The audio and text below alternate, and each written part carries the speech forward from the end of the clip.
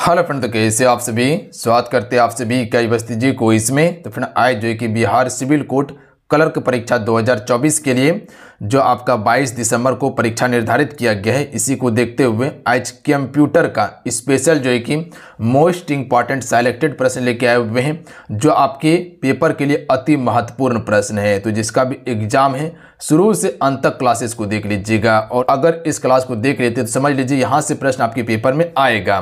तो आप सभी इसे शुरू से अंत तक देख के याद जरूर कर लीजिएगा। इसका पीडीएफ हम टेलीग्राम पे दे देंगे, तो वहाँ से जाके इसको डाउनलोड करके रिवाइज भी कर लीजिएगा आप सभी।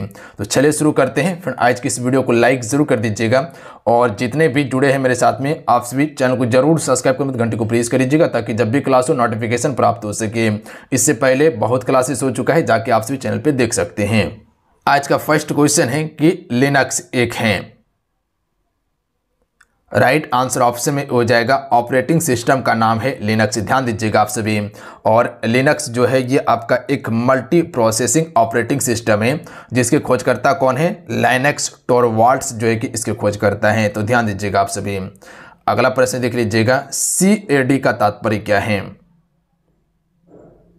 राइट आंसर ऑप्शन में भी हो जाएगा कंप्यूटर एडेड डिजाइन, इसका बिल्कुल राइट आंसर होगा। अगला क्वेश्चन है माइक्रोसॉफ्ट ऑफिस है। देखिए, अगर माइक्रोसॉफ्ट ऑफिस की बात किया जाए तो ये एक आपका एप्लीकेशन सॉफ्टवेयर है। ध्यान दीजिएगा आप सभी। देखिए, माइक्रोसॉफ्ट ऑफिस में ही आपका आता है MS एक्सेल, MS वर्ड हो गया, पावर पॉइंट हो गया, MS एक्सिस हो गया। ये सभी जो है कि माइक्रोसॉफ्ट का ही आपका भाग है, यानी कि माइक्रोसॉफ्ट ऑफिस का हिस्सा है, जो कि एक एप्लीकेशन सॉफ्टवेयर है। अगला क्वेश्चन है कि कौन सा सॉफ्टवेयर शब्द संसाधन में प्रयुक्त किया जाता है, यानी कि प्रयोग होता है शब्द संसाधन में। तो याद रखिएगा ये सभी होता है, यानी कि पेज मेकर का भी उपयोग करते हैं, वर्ड स्टार का भी उपयोग करते हैं, और MS वर्ड का भी उपयोग करते हैं शब्द संसाधन में। अगला क्वेश्चन देखिए 5 नंबर है। देखिए, अगर किसी भी क्वेश्चन का आंसर पता हो तो आंसर आपसे नीचे कमेंट बॉक्स में बताते चलिएगा। देखिए, जिस क्वेश्चन का आंसर आप लिखते हैं वो प्रॉपर आपको याद हो जाता है, तो आंसर जरूर लिखा कीजिए आप सभी। देखिए, पब्लिक डोमेन सॉफ्टवेयर जो होता है इंटरनेट पर मुफ्त में उपलब्ध सॉफ्टवेयर होता है। ध्यान दीजिएगा, यानी कि ये सॉफ्टवेयर फ्री में उपलब्ध होता है। अगला है कंप्यूटर आंकड़ों में अशुद्धि को क्या कहा जाता है? इसको सिंपल भाषा में समझिए कि देखिए, जो अशुद्धि होता है उसको बग कहते हैं, और जो ठीक करता है उसको क्या कहते हैं? डिबगिंग कहते हैं, और ठीक करने के लिए जो उपयोग करते हैं जिस सामान का, उसको पैच के नाम से जाना जाता है। ध्यान दीजिएगा आप सभी। तो यहाँ पर क्वेश्चन पूछा गया है कि कंप्यूटर में आंकड़ों में अशुद्धि को क्या कहा जाता है? तो बग कहा जाता है। ध्यान दीजिएगा आप सभी, क्या कहते हैं? बग कहते हैं। और उसके बाद देख लीजिएगा यहाँ पर कि सुधारने की प्रक्रिया को डिबगिंग कहते हैं। सिंपल भाषा में समझिए कि आपके पास एक मोटरसाइकिल है, ठीक है? तो समझ लीजिए आपका मोटरसाइकिल खराब हो गया है, तो क्या कीजिएगा? मिस्त्री के पास जाइएगा, और मिस्त्री क्या करेगा? ठीक करेगा, और ठीक करने के लिए जो उपयोग करेगा उसको पैच कहते हैं। तो समझिएगा, जब मोटरसाइकिल आपका खराब हुआ तो उसको हम बग कहेंगे, ठीक है?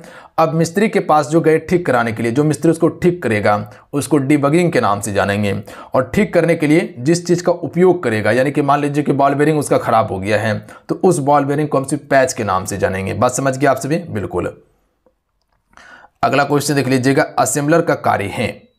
देखिए, असेंबलर जो होता है ये आपका एक लैंग्वेज ट्रांसलेटर होता है, जो क्या करता है? असेंबली भाषा को मशीनी भाषा में चेंज करता है। ध्यान दीजिएगा आप सभी।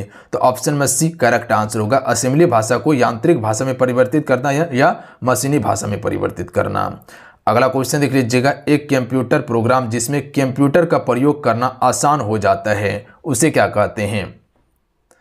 एक कंप्यूटर प्रोग्राम जिसमें कंप्यूटर का प्रयोग करना आसान हो जाता है उसे हम सभी यूटिलिटी सॉफ्टवेयर के नाम से जानते हैं। इसी कारण से जो कि कंप्यूटर का प्रयोग करना आसान होता है, यूटिलिटी सॉफ्टवेयर के कारण। अगला है सॉफ्टवेयर में बग को ठीक करने की प्रक्रिया में प्रयुक्त प्रोग्राम को किस नाम से जानते हैं? अभी बताएं। बॉल बेरिंग का एग्जाम्पल लेके उसको हम सिर्फ पैच के नाम से जानते हैं। ध्यान दीजिएगा आप सभी। जो इसको ठीक करेगा उसको डिबगिंग कहेंगे। और बग क्या होता है? जो बीमारी हो चुका है उसमें। बैकअप कहलाता है। देखिए, बैकअप क्या होता है? जैसे मान लीजिए कि आपके पास कुछ डाटा था या फोटो था, ठीक है? आपको लगता है कि लैपटॉप में है, कभी डिलीट हो सकता है, तो उसको हम एक मेमोरी में स्टोर करके रख देंगे, ताकि कभी डिलीट हो जाए तो फिर से हम उसको क्या कर सकते हैं? रिस्टोर कर सकते हैं। तो इसी को बैकअप कहा जाता है। तो राइट आंसर हो जाएगा ऑप्शन बी कि मूल स्रोत से अलग डाटा को कॉपी कर सुरक्षित रखना ही बैकअप कहलाता है। अगला है अनुदेशों का समूह जो कंप्यूटर को क्या करना है यह बतलाता है और इसे हम सभी क्या कहते हैं। अनुदेश का वो समूह जो कंप्यूटर को क्या करना है और ये बतलाता है, इसे हम सभी क्या कहते हैं। तो इसे हम सभी प्रोग्राम के नाम से जानते हैं। सी राइट आंसर होगा। प्रोग्राम ही बताता है कि कंप्यूटर को क्या करना है और कैसे करना है। ठीक है, आपसे जितने भी जुड़े फ्रेंड्स सेशन को जरूर लाइक कर दीजिएगा, आपके लिए ही मेहनत किए हैं तो लाइक जरूर कर दीजिएगा। बहुत सारे बच्चे बोलते हैं सर कंप्यूटर का क्लासेस दीजिए, तो कंप्यूटर का क्लास दे रहे हैं, सिलेक्टेड प्रश्न का क्लास दे रहे हैं। यहाँ से प्रश्न निश्चित आपके पेपर में आएगा, तो याद जरूर कर लीजिएगा। और जो चैनल पर पहली बार आ रहे हैं चैनल को जरूर सब्सक्राइब करके घंटे को प्रेस कर लीजिएगा। आप सभी इतना काम जरूर करना है आप सभी को। और क्लास कैसा लग रहा है नीचे कमेंट करके आपसे जरूर बताइएगा। चलिए क्वेश्चन 12 का राइट आंसर कीजिएगा। उपयोगकर्ताओं यह कैसे निर्धारित कर सकता है कि कंप्यूटर पर कौन सा प्रोग्राम उपलब्ध है। राइट आंसर होगा ऑप्शन में बी कि बूटिंग के दौरान प्रोग्राम की सूची को देखकर यह पता कर सकता है कि कंप्यूटर में कौन सा प्रोग्राम उपलब्ध है। अगला है कंप्यूटर के सभी भाग ठीक कार्य कर रहे हैं तथा सिस्टम में लगे हुए यह सुनिश्चित किया जाता है। कैसे, तो ये बूटिंग के द्वारा ही सुनिश्चित किया जाता है। अगला है दो या अधिक प्रोग्राम एक साथ प्रोसेसिंग की प्रक्रिया क्या कहलाती है। तो इसे हम सिर्फ मल्टी प्रोसेसिंग के नाम से जानते हैं। यहाँ पर मल्टी प्रोग्रामिंग भी है तो ये नहीं होगा, मल्टी प्रोसेसिंग होगा। अगला है एमएस वर्ड उदाहरण है। तो देखिए एमएस वर्ड जो है इसमें हमसे क्या करते हैं पता है आप सभी को, शब्द टाइप करते हैं, है ना। तो ये आपका एक क्या हो जाएगा एप्लीकेशन सॉफ्टवेयर है जिसमें कि शब्द संसाधन वाला सॉफ्टवेयर है। ध्यान दीजिएगा एप्लीकेशन सॉफ्टवेयर का उदाहरण है। यहाँ पर देखिएगा कि MS word Microsoft office application software का एक वर्ड प्रोसेसिंग सॉफ्टवेयर है। ये ध्यान दीजिएगा वर्ड प्रोसेसिंग सॉफ्टवेयर है। अगला है ग्रुपवेयर होता है। राइट आंसर हो जाएगा ये एक सॉफ्टवेयर है ग्रुपवेयर। अगला है भारत की सबसे बड़ी सॉफ्टवेयर कंपनी कौन सी है। देखिए भारत की सबसे बड़ी सॉफ्टवेयर कंपनी टीसीएस है जो कि टाटा समूह का ये आपका है। अगला है जीआईएफ का आशय है। चलिए क्वेश्चन 18 का राइट आंसर कीजिएगा आप सभी। तो राइट आंसर हो जाएगा ग्राफिकल इंटरचेंज फॉर्मेट, इसका बिल्कुल करेक्ट आंसर होगा। ध्यान दीजिएगा आप सभी। देखिए जो आपका फुल फॉर्म है यहाँ से भी प्रश्न पूछा जाता है फुल फॉर्म के बारे में, जैसे कि GUI का फुल फॉर्म क्या होता है, ग्राफिकल यूजर इंटरफेस होता है। तो क्वेश्चन पूछा जाता है। सी भाषा है, देखिए सी हो गया, C++ हो गया, जावा हो गया, जावा स्क्रिप्ट हो गया, ये सभी आपका उच्च स्तरीय भाषा है। तो ध्यान दीजिएगा ऑप्शन में बी करेक्ट आंसर होगा। बात समझ गए आप सभी। जबकि आपका असेंबली क्या था, वो निम्न स्तरीय भाषा था यानी कि लो लेवल लैंग्वेज था। निम्नलिखित में से किस क्षेत्र में स्प्रेडशीट सॉफ्टवेयर अधिक उपयोग होता है। जैसे MS एक्सेल की बात किया जाए तो वो आपका स्प्रेडशीट सॉफ्टवेयर है और ये सांख्यिकी में सबसे ज़्यादा काम होता है। MS एक्सेल में काम क्या करते हैं, शब्द टाइप करते हैं नहीं, वहाँ पर डाटा का ही टाइप होता है, जैसे कि नंबर टाइप होता है। अगला क्वेश्चन देख लीजिएगा। क्वेश्चन है कि किसका प्रयोग स्क्रीन पर प्रदर्शित हुए चित्र यानी कि आइकन के द्वारा कंप्यूटर सिस्टम को कमांड भेजने के लिए किया जाता है। राइट आंसर हो जाएगा ऑप्शन में ए ग्राफिकल यूजर इंटरफेस यानी कि GUI का प्रयोग करते हैं। ऑप्शन में एक करेक्ट आंसर होगा। अगला प्रश्न देख लीजिएगा। क्वेश्चन में 22 है कि कौन सा प्रोग्राम सभी स्टेटमेंट को एक सिंगल बैच में कन्वर्ट करता है और इंस्ट्रक्शंस की रिजल्टिंग कनेक्शंस में से एक नई फाइल में रखता है। तो ये कंपाइलर का काम होता है। ध्यान दीजिएगा आप सभी, किसका है, कंपाइलर का। अगला है कंप्यूटर सिस्टम का भाग जिसमें प्रोग्राम या अनुदेश शामिल होता है उसे क्या कहते हैं।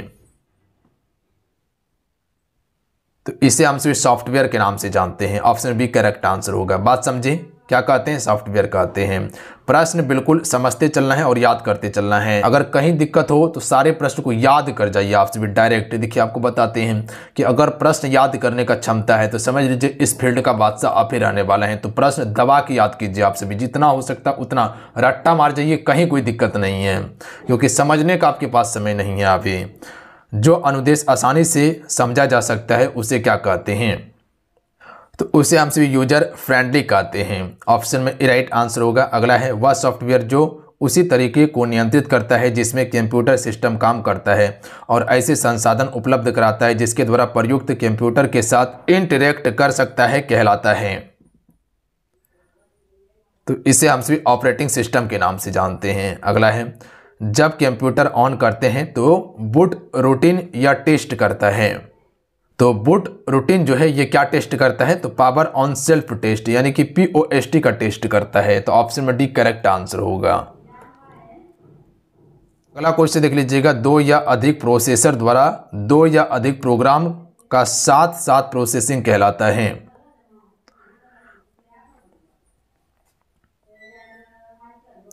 तो इसे हम सिर्फ मल्टी प्रोसेसिंग के नाम से जानते हैं। यह क्वेश्चन ऑलरेडी एक बार हो चुका था। अगला है, किसी प्रोग्राम के मानव द्वारा पठनीय दर्शन को क्या कहते हैं। तो इसे हम सभी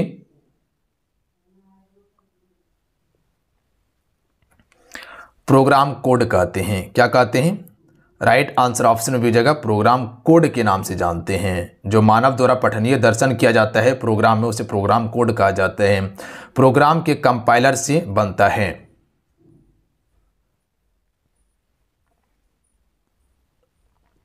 राइट आंसर ऑप्शन में सी हो जाएगा, एग्जीक्यूटेबल प्रोग्राम बनता है प्रोग्राम के कंपाइलर से। सी राइट आंसर होगा। अगला है, एक समय में एक कथन को कन्वर्ट और एग्जीक्यूट करता है। तो ये इंटरप्रेटर का काम होता है, याद रखिएगा आप सभी कि ये एक समय में कन्वर्ट भी करता है और एग्जीक्यूट भी करता है। अगला है, पोस्ट का पूरा रूप क्या है। तो पावर ऑन सेल्फ टेस्ट इसका बिल्कुल राइट आंसर होगा। आपको बताया कि फुल फॉर्म से क्वेश्चन आता है, तो ध्यान दीजिएगा आप सभी। लिनक्स किस सिस्टम का सॉफ्टवेयर है। राइट आंसर हो जाएगा, ये ओपन सोर्स सॉफ्टवेयर है। ध्यान दीजिएगा, जैसे कह सकते हैं कि माइक्रोसॉफ्ट जो सॉफ्टवेयर है वो आपका क्लोज सोर्स सॉफ्टवेयर है, यानी कि उसको खरीदना पड़ता है, जबकि लिनक्स को खरीदना नहीं पड़ता है, ये फ्री का होता है। अगला है, जब एक कंप्यूटर में दो प्रोसेसर लगाए जाते हैं तो उसे क्या कहते हैं। तो इसे पैरेलल प्रोसेसिंग कहते हैं। ऑप्शन में डी करेक्ट आंसर होगा।